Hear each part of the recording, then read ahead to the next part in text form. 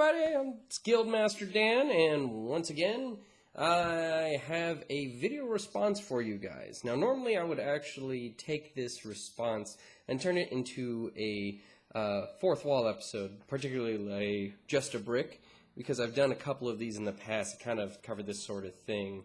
But I was watching video, I was looking through like my subscribers' channels, you guys, yeah, and I was watching some of your videos, looking for something interesting to respond to, and I found one of my more recent subscribers, one of our newer guild members, on FaunTrodden's channel. I found that he had an open request for intros to subgenres of role-playing, which a couple of the ones that he actually requested, I actually already did videos on, so if you're watching, Trodden, I did do a video on doing Western role-playing. It's actually Just a Brick. It's a little while back. But today, I'm not talking about Western role-playing. I'm actually going to do a bit of an intro to pulp role-playing. Some people call it pulp fiction, too, but, you know, I tend to get away from that because I don't want to confuse people with the movie. Like, oh, so we're role-playing as Samuel L. Jackson and John Travolta? No. Yeah, that's right, John Travolta. I don't know. Sometimes I get John Travolta and Val Kilmer mixed up. But anyway, so I'm going to be talking a little bit today about pulp role-playing and what sort of stories you get out of that, and if you're interested, what RPGs to check out. Well, so what is pulp? For anyone who doesn't know, pulp is a style of storytelling that comes from back in between it actually goes back quite a bit farther, but its heyday is like the 20s to the 40s. It's stories that were traditionally not considered to have high artistic value, but were considered to be entertainment, cheap entertainment that people could enjoy. But for a long time, people who enjoyed genres such as science fiction and fantasy, that's what they had was pulp, and you got stories out of this that are pretty famous by now, that everybody knows, like such as John Carter of Mars, Tarzan, both from Edgar Rice Burroughs, The Phantom, Rocketeer. We even have more modern stories that are similar to it. Actually, a lot of early Silver Age comic books, kind of mimic that style. I mean, you see that in movies such as, heck, even as most recent as Captain America, the First Avenger. Actually, that entire portion when he's in World War II, that's a great. I enjoyed it so much, partially because it was a pulp story. I mean, it took place during World War II, but you had this Norse technology that they're dealing with. It was just totally pulp. So you had the sci-fi in there, and it was a great pulp story. Or even Indiana Jones, whether you like the newer one or the older three. Well, either way, they're pulp. They take place in the right time period, and they deal with the supernatural / religious in archaeology and such. And it has to do with adventure. Pulp stories have to do largely with going adventure, and it concerns with dealing with the fantastical, whether that's new technology, lost knowledge, or even just simple as the alien or something. But it's seeing it through the idealism of the time period, where mankind considers it's the top. Mankind is the top of is at its peak. It's filled with a sense of idealism and a suspension of disbelief that is above the average. For example, a big trend in pulp stories are air pirates, the prevalence of Zeppelin technology, and how mankind has conquered the last frontier. They've conquered the air. Now, that springs way for floating cities, large air carrier Zeppelins, having everybody flying biplanes and stuff. That's a large trend because for then, you know, that flying was still a pretty recent technology. It was like, it was the cutting edge of what was going on. And it represented, like, the sky represented, like, the last place mankind hadn't gone yet. And as such, you know, it means, like, that's the future. That's a show of the might, if you want, or the progress of mankind. So, I mean, naturally, you had good and bad. You had air pirates out there. You had, you know, take the basic concept of pirates, only instead of a sailing ship, give them a zeppelin, and let that zeppelin carry a bunch of biplanes that they can fly around on. Maybe even put a beak on it. If anyone who didn't get that reference, another great source material other than movies like Captain America, The First Avenger, Phantom, Rocketeer, The Shadow, Sky Captain, The World of Tomorrow. Other than like movies like that, a great source of pulp stories is actually from a few years back Disney's Tailspin. For whatever reason, they chose to make a cartoon and place it in a pulp setting, which is very interesting. So you can get lots of story ideas from there. But the whole point is, the reason why they're air pirates is that, you know, that's cutting edge technology, and it's considered a marvel to like the average person. So they incorporate that, kind of like how cyberpunk incorporates cutting edge technologies, fringe technologies, and incorporates them into the setting. Only the difference between using fringe technology in cyberpunk and fringe technology in pulp is pulp sees it with idealism. Sure, people will abuse it. There's always jerks out there, but in cyberpunk, you view it through a sense of cynicism, where not only is that going to be abused, it's going to be abused as the norm. Whereas in the other ways, there are jerks out there that'll use it, but otherwise, you know, on the whole, it has progressed our species.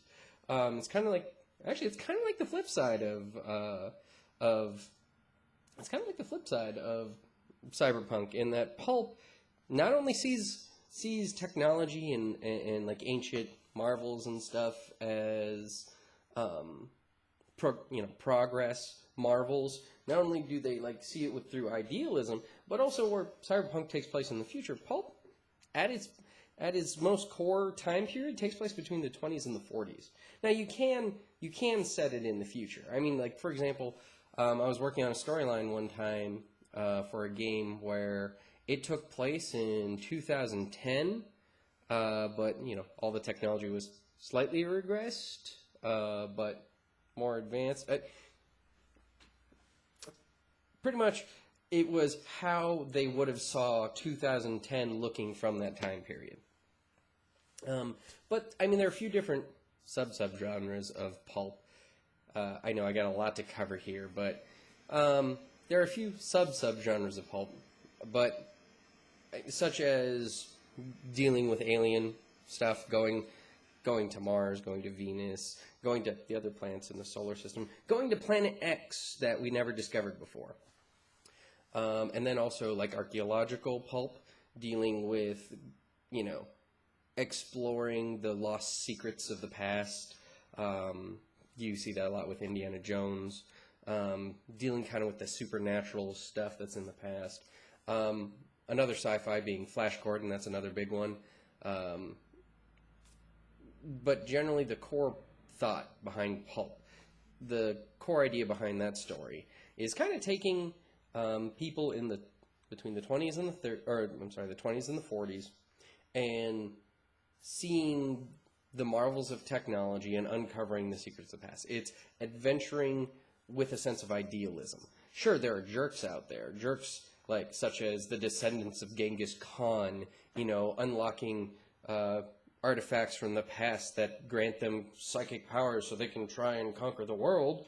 I know I'm I'm referencing movies again, but sure, there are jerks like that out there, but there's also, it generally, like, the thought is that, you know, new technology and such are a good thing, and they progress humanity. So it's adventuring with a sense of idealism. All the heroes exception to a couple, tend to see the world kind of as a place to explore and enjoy, and see like new technology thing as novel and great marvels, showing the ingenuity of our species,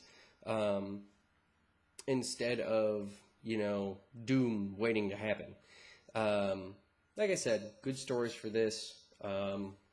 Definitely, kind of like the three movies I like to say from the 90s, The Shadow, The Phantom, and The Rocketeer. Those three are like perfect examples of pulp. More recent examples of pulp being Sky Captain, The World of Tomorrow is definitely pulp. And definitely that gets you into the area where you get to the suspension of disbelief even more, where you come to see, in this story, because it's different, it's new, and it's exploring, you can kind of, the whole point is not to worry too much about the actual nitty-gritty of how something happens. You can have a pulp story where you're in the modern-day city, and a scientist has discovered a way to clone dinosaurs. And as such, they're doing this big exhibit where he's showing off all these cloned dinosaurs that he's made in his lab, and they're making this living museum out of it. But, of course, something goes wrong, and they get out and run to the city. Maybe the mob are involved, so you get this story where you got mobsters fighting dinosaurs, and just the absurdity of that situation is just kind of like, meh, it's neat. So it doesn't really matter about the real details of getting into the details of that situation. It's more taking the basic concept of, sure, I imagine science can possibly do this, so go with it. Or another great concept is that misunderstanding technology, being, we've never really been to Mars, so sure, the atmosphere is breathable, and, they got creatures with the predominant way of life up there is not only do they have life, they have creatures with 8 legs that they burrow into the ground at night, so that's why we never see them, because we can only look in the sky with telescopes at night, but they come out during the day. See, they're all diurnal creatures, and it's things like that. You only need enough to get a basic explanation, and otherwise, just have fun exploring and enjoying it.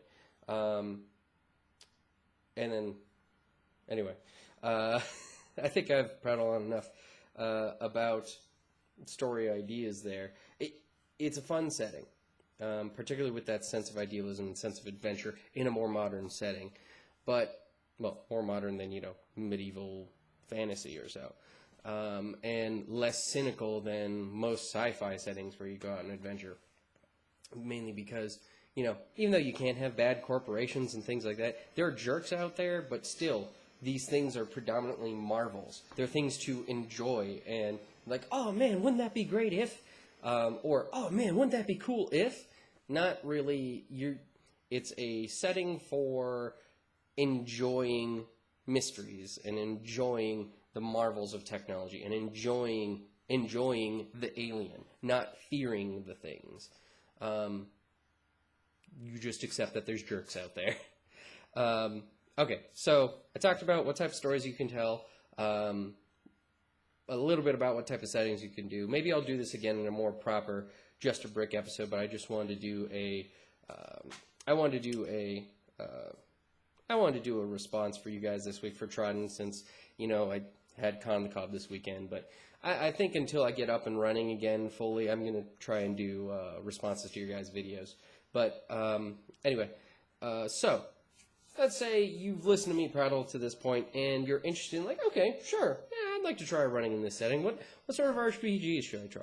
Well, first off, whenever you're interested in role-playing in a subgenre, and this is going to apply for any open response videos that somebody does to Trodden's video, if you're interested in a subgenre, look at your umbrella systems. There are systems that are designed to go with any setting, and they always have printed settings for whatever subgenre you're interested in. So first, definitely Savage Worlds, check that out. GURPS, Fate System, and Hero System. All 4 of those, they have a whole bunch of different subgenres that you can check out. And even, the open license D20. There's lots of open license D20s out there.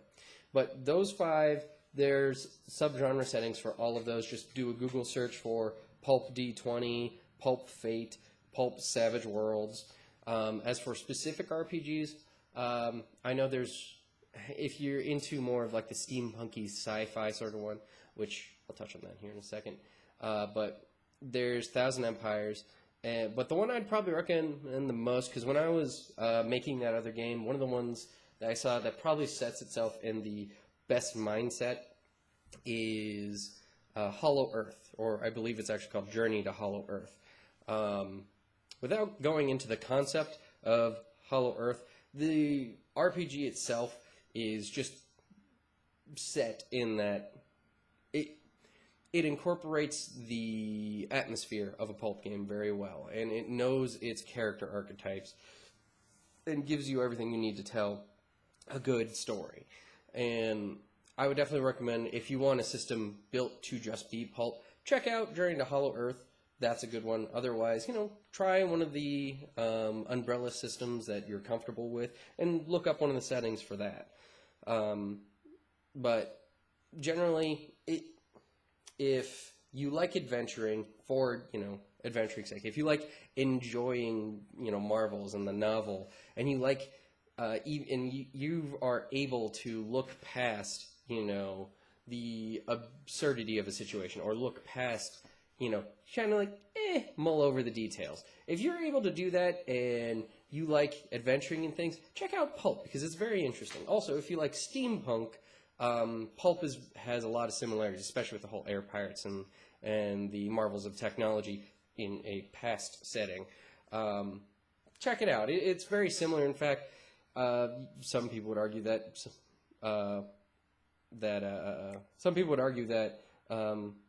steampunk is actually a subgenre of pulp.